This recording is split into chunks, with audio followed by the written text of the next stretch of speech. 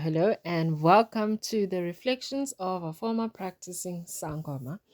And guys, today I wanted us to talk about artificial intelligence, the effect it has on our lives. Is it real? Is it genuine? Is it just another tool that we use going about our daily lives, or is there more to it than what meets the eye? And before I get into artificial intelligence, let's just talk about this enneagram business. This enneagram business is a personality type of casting. I would say that it identifies, so it's like you fill out certain information, if I'm understanding it correctly, and then there are types 1 to 8, and then it gives you a definition with regards to the type of person or the type of personality you have. The reason why this came into my attention is because I've realized that the schools are using it in psychometric tests, especially the private schools. When you are applying for your child to be enrolled, they are using it. I've also noticed that HR managers are also using it in conflict resolution to try and manage, I guess, personality types.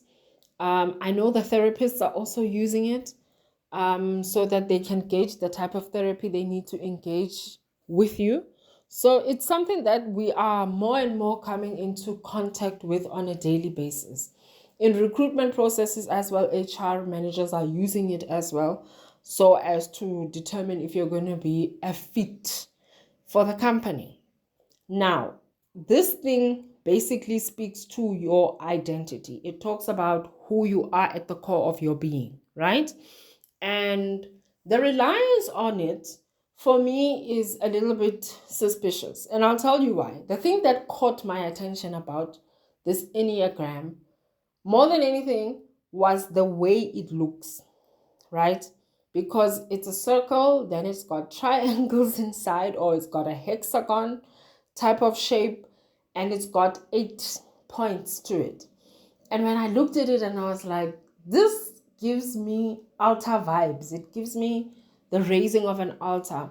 If you know anything about voodoo, even if you know about manifestation, those of you who are into manifestation, it gives you that kind of a table, the manifestation table, the voodoo doll table, the table that you would use if you're going to do voodoo. When we were growing up, there used to be this program on TV called Charmed, and the three girls were, I guess, marketed as good witches, and they also used to have a similar type of thing on the floor. And you hear about this all the time, even with the pastors who are performing rituals for the snake. They tell you about drawings on the floor with triangles and a circle. So it gave me demonic. It was like this looks like an altar to me, right? So then I started being like, okay, let me actually just look into it. When I look into it, I find out the person who developed this actual thing says that he developed it after he had an encounter with a spiritual being who is, it's a demon. He gave the name, I think it's Megatron.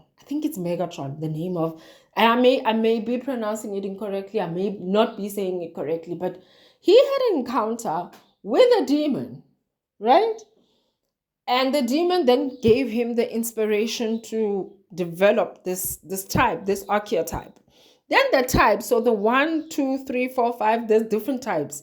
There's the resolver, I think. There's the investigator. I don't know what else. But the types, the person who came up with the types, he is also on YouTube saying he came up with the types as a result of automatic writing.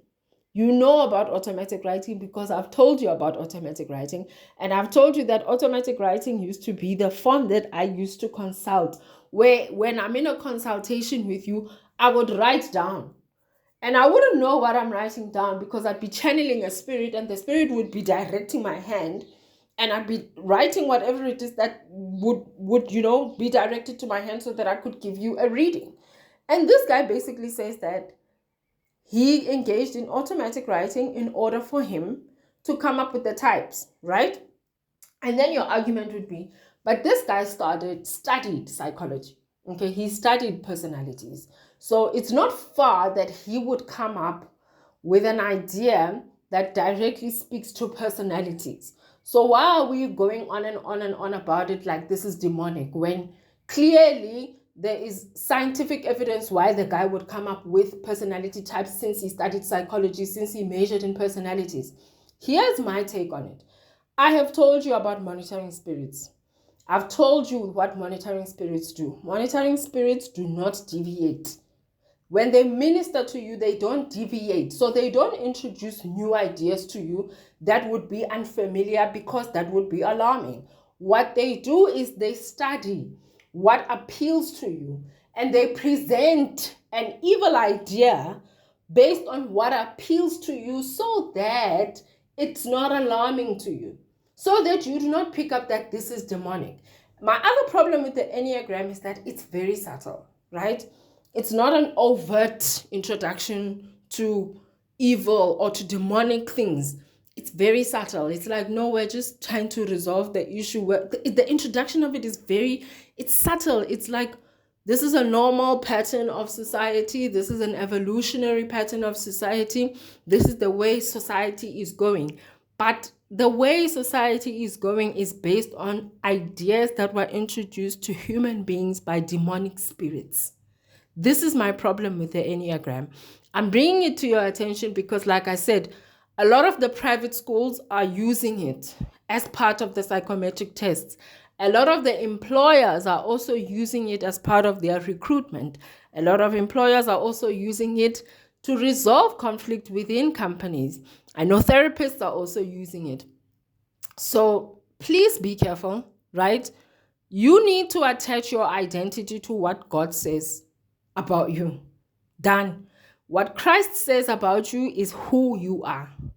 The stars are not going to tell you what your personality type is. This enneagram thing cannot tell you what your personality type is. You cannot attach the association of your identity to things that are inspired by demons, things that are inspired by evil spirits, which then also then brings me to my next topic, which is directly related to this one, the topic of AI. The robots that are being manufactured by Mr. Elephant Tusk. I'm going to call him Elephant Tusk. He's from South Africa. 1+1. This guy has manufactured robots that are able to communicate with a human being, understanding cultural and social context. I watched several interviews with these robots, and these robots are very much like human beings. They understand human beings. And the concerning part to me is that they are being marketed as, this will purchase this and this will then clean your house for you. When you go out, it will babysit your children. You won't need to run errands. It can go to the shop for you. And the cost attached to these robots is the cost of a vehicle. So it's not like it's not accessible. If it costs the same as purchasing a car, and you can eliminate having to have a nanny, having to have a domestic worker, having to have a gardener, the cost may make sense, financially. And apart from the argument of jobs, because a lot of people are against it because they're saying, look, this is going to affect people. Domestic workers will be affected. Uber drivers will be affected because this guy has also gone and manufactured a vehicle that can drive itself. So drivers of trucks and all of these things, people are going to be affected. You know what I mean? And let me even bring it down to another context. I saw a video of a YouTuber who was teaching other YouTubers how to use AI to grow their YouTube channels. And in this particular example, what she did is she took a book, an online book, clicked on the book, applied the book to this AI tool. This AI tool then produced an entire podcast discussion between two people based on a book. It sounds like there's two people sitting in studio who've read this book, who are discussing the book, but in fact, all of it was manufactured by an AI tool, and then she posted the discussion on her video or on her page as though it was a YouTube video. I'm having a problem with the replacement of the human element as far as these robots are concerned. Furthermore, I'm just like, it's giving me weird vibes, right? I'm just getting weird vibes. I feel like this elephant tusk guy is being inspired by demons. And hear me out, because I know everything that I talk about is spiritual and demonic and all of that. But hear me out. I feel like this guy is being inspired by demons. And I'm going to tell you why. This AI thing feels to me like it's going to be the host of demonic spirits. It feels to me, it's giving me Isithwalo vibes. I'm getting Isithwalo vibes. Like, you know how Isithwalo, I've spoken about this previously, where when Isithwalo is presented, it's like this thing is going to serve you. It's going to make your life better. And then in the beginning, it does. You are the master and it is the servant. But in the end, we all know how it works out. You become the servant, it becomes the master. I just have a feeling about these robots that they are going to be the host for demonic spirits, because people are being evangelized, right? We're casting out demons. People are coming out of their craziness. I am an example of that. Lots of pastors are examples of that. Lots of people who are practicing witchcraft are coming out. So people are being evangelized. That means these demonic spirits don't have a place to go. They need somewhere else to be. So I have a feeling that this guy is being inspired by demons to manufacture these robots, that the robots are going to be the host of the demonic spirits. Us unassuming human beings, we're going to purchase this thing, put it in our home, give it power over us, and then it will be in control. You know how the Bible talks about the mark of the beast? I'm telling you, I don't think the mark of the beast is going to be a physical thing on us. It may be. But I just have a feeling that you will not be able to do anything if you do not have a robot. If you don't have a robot, you can't shop for food. If you don't have a robot, like, it will be the boss. You can't go anywhere. You can't drive a car. You can't do anything.